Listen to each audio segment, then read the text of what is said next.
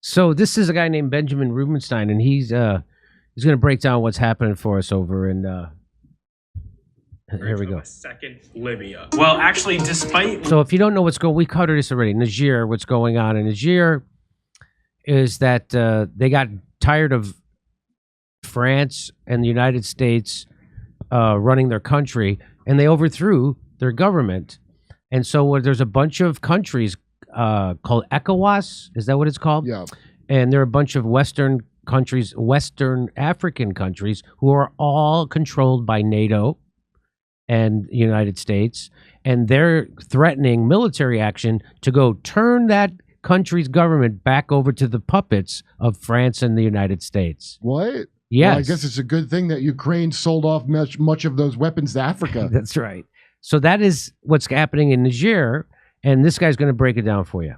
Of a second Libya. Well, actually, despite Libya being Niger's neighbor, I don't see the military junta collapse. Yet Nigeria and the French-aligned ECOWAS are calling for invasion. Unconfirmed documents. So he's saying Nigeria and ECOWAS, which is that Western group of, they're calling for military intervention in Niger. Oh, are they? Mm-hmm. Allege they intend to set up a no-fly zone, and Nigeria's president has requested military authorization from its Senate. The French and British are foaming at the mouth over the loss of their neo-colony. There are reports that an ECOWAS delegation visited Niger and left early, empty-handed. The leader of Niger's military junta didn't even meet the ECOWAS delegation. So it's too soon to tell, but this is a dangerous situation, and it's more than just words. Nigeria has... So the military guy who's currently running Niger wouldn't even meet with the representative from ECOWAS, which is, again, the NATO-controlled group of Western countries in Africa that wants to go into Niger and do the bidding of France and the United States and turn that government back over to the puppets that work for the United States and France. Here we go. Cut off electricity to Niger. There are millions. Niger gets their electricity, I guess, from Nigeria. I didn't know that. They cut off their power. Nigeria has cut off electricity to Niger. There are millions of people in the dark. For all we know, the Nigerian delegation planned to tell Niger that they would only turn back on the lights if they reinstalled the former president. If you were going to invade a country, you might want to cut the lights first. But let's try to understand what's happening and not over-speculate. It's important that this doesn't escalate and we speak out against a potential war. On that note, there is strong regret in the Russian government for what happened in Libya. And personally, I don't see the Russian government allowing the situation to devolve. So if you remember what France and the United States and NATO did in Libya was we wanted to get their natural resources and stop them from going off the dollar and the euro and creating their own currency in Africa. And so we bombed the shit out of that country, handed it over to terrorists. Literally, that's what they did. They gave the country to terrorists in Libya. They're also slave traders. And they created slaves. And they're also, so now it's a completely wrecked country. It's a failed state. It was the most successful state in Africa. The United States and France wrecked it. Nobody's going to pay a price for that because we're the bullies. And so this guy is saying that Russia regrets letting NATO do that to Libya, and they're not going to let NATO do that to Niger. That's what he's saying right now. So you're telling me the surprise twist of our upcoming World War III with China is that it's actually going to be in Africa? It's actually going to be in Africa. Wow, didn't see it coming.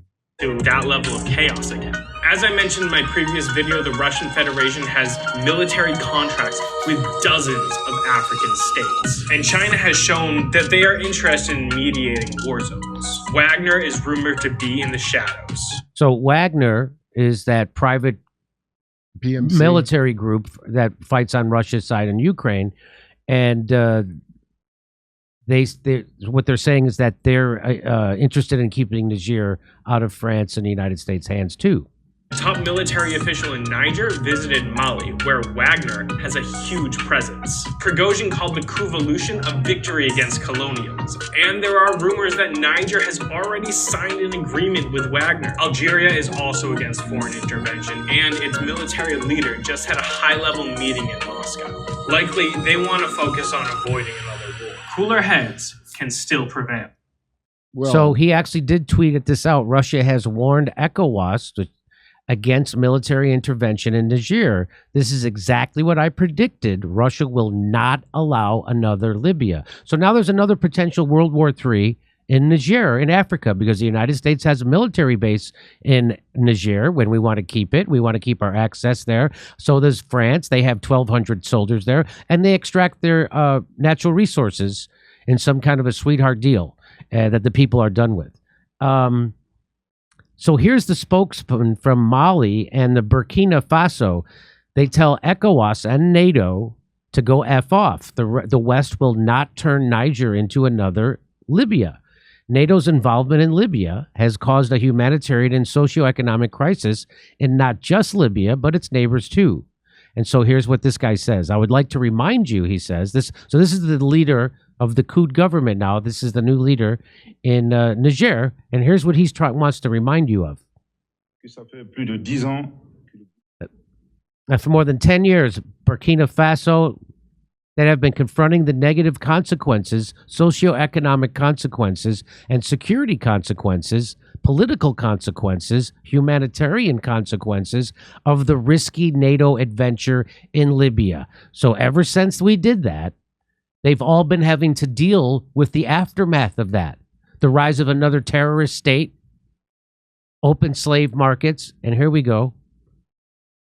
Of course, the question arises, if it took us 10 years accepting another adventure of the same nature in Niger, would take us how many years? We don't know. 20 years, 30 years, 40 years, 50 years.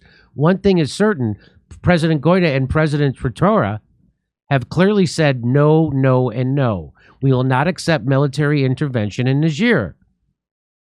Our survival depends on it. And of course, the heads of state of Mali and Burkina Faso have taken firm decisions to leave assets, not liabilities, for the future generations. To ECOWAS, we have two messages. The first message is that we are very clearly demand the end of the starvation of our people. We do not need sanctions. I think our people are going through an enormous amount of suffering. The second message is also an important message. We appreciate ultimatums, but I think ECOWAS is badly mistaken of the recipient. These ultimatums must be addressed to the terrorist groups. We have been waiting for 10 years for that. I think we will be. So what he's saying is, if these ultimatums are, so what he's saying is, why don't you guys give ultimatums to the terrorists? So, we want them there. And so he's saying Mali, Burkina Faso have gone through the similar shit as Libya, and we would like to reassure them firmly of our support and solidarity, and we remain resilient and stoic. Yeah, I like the.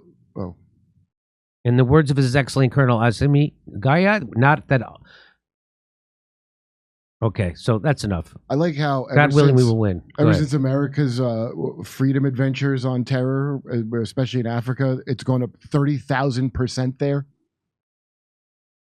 Oh, terrorism in Africa. Yeah, oh, that's right. Didn't used to have that radical Islamic terrorism like that. It's gone up 30,000% since we started helping. So that's that guy who I just showed is a spokesperson from Mali and Burkina Faso.